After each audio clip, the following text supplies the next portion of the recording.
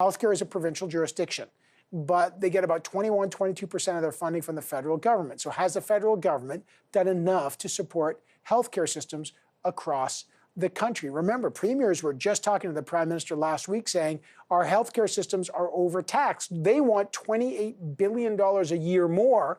Prime Minister said, I've already given you guys $19 billion for the Safe Restart program. Much of that goes to the health side. So is there a federal problem, or is this just about the COVID virus itself? And what about the economic side of this crisis? Should Canadians who might have received the CERB payment but not qualified have to pay the money back? Should the CRA come collecting?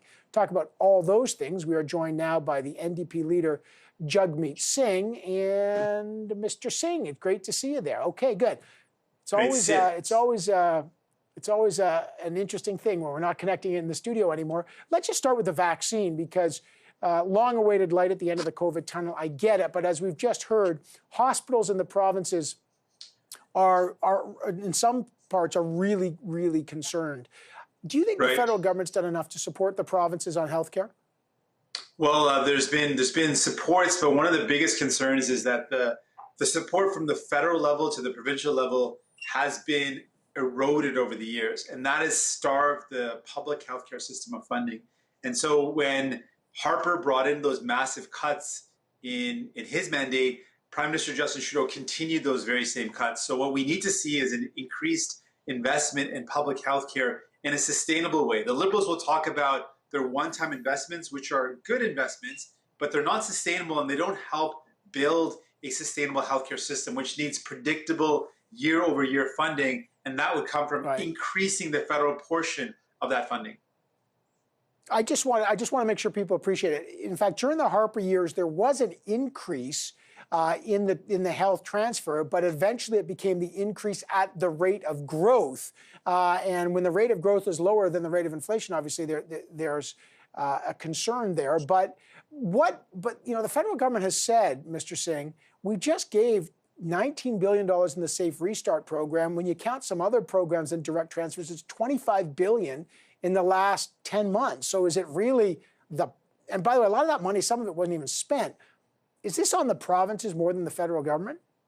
Well, there's certainly a very legitimate criticism of Conservative premiers like Doug Ford in Ontario, in Manitoba, in Saskatchewan, that in Alberta, we know that these premiers are not spending the money that the federal government has provided to support Canadians, support their residents. So that is certainly a very legitimate criticism.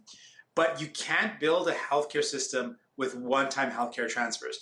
And what used to be a 50-50 split between the federal government and the provincial government has now been eroded over subsequent or consecutive Conservative and Liberal governments, has now dropped to about a 78%, 22% split. That means that provinces are having to come up with a lot more.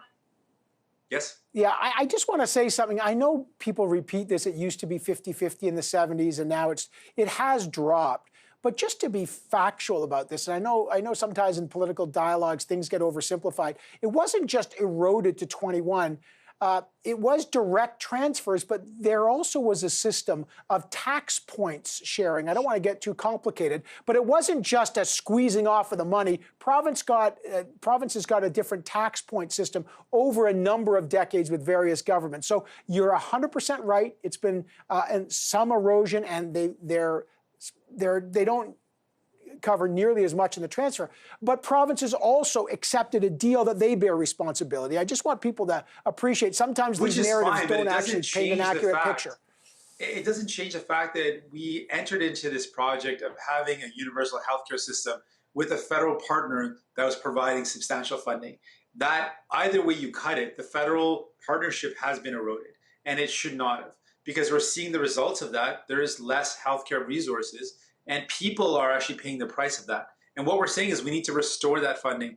Long-term, sustainable, predictable funding is how you build any good service. Any good service requires predictability. And you can't build a good service if you've got a one-time injection of funding only. That one-time injection is important for the crisis, but there was a healthcare crisis across this country before the pandemic in provinces where the healthcare funding has been cut. Right. And so it's important to restore that. It's a very legitimate request on the part of premiers. And it's something that we've been fighting for. We need to invest in healthcare in a meaningful way so that there is no longer that specter of privatization where someone can't get the care they need, and then it opens up the door to a two-tier healthcare system. To fight against that, we need good, solid funding. Let me talk about the CERB really quick, because Canada Revenue Agency had sent letters out to some Canadians saying, hey, you may have to pay back money that we don't think you were eligible to make. You've said it was their mistake, that they were confusing when they set up the program, which is fair enough, and that they shouldn't try to collect money back from hundreds of thousands of Canadians who didn't qualify, but they should go after corporations who receive money and then pay dividends. I don't think there's any political leader, the Liberals, the Conservatives, and the NDP all agree that if a company took government subsidies, and many did, and then paid dividends, they got to give that money back. But what about individuals? Shouldn't CRA, if there's a mistake on their part, I get it. But is it a moral hazard to let people who may have actually maligned the system pay that money back? What's wrong with that? Oh, there's no question. If someone purposely defrauded the system, there's no question that person should pay back or should have to pay back. But that's not what we're talking about. What we're seeing from the evidence so far that's emerging, that the Liberals are sending out letters to self-employed workers because the Liberals were unclear about income. And when people applied, at the time that they applied, based on the archived evidence of the landing page when they applied for CERB, there was no mention of any sort of definition that would have precluded. Many of the stories that we're hearing are people that absolutely qualified. So it's not even a question of good faith. They qualified.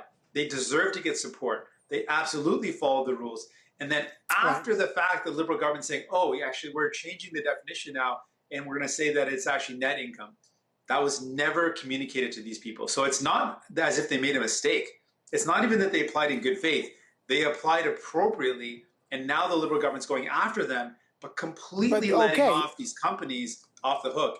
That's the problem. You've got clear evidence that companies took money that they didn't need because they paid out dividends showing they were profitable. And you've got workers who applied more than just good faith, applied appropriately, that the Liberal government's choosing to pursue. But I think that's fair. And Minister Carla Qualtrough said, one, for those folks, they probably won't have to repay, and CRA has said that too.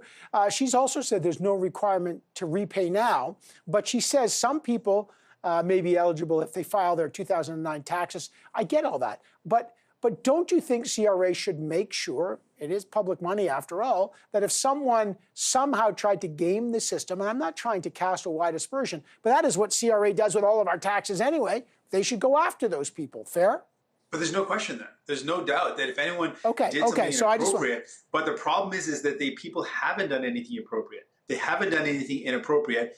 And who has done something inappropriate are completely untouched. Evan, the problem here is we know of at least 66 companies that took public money from the government, they laid off workers and posted profits and paid out dividends.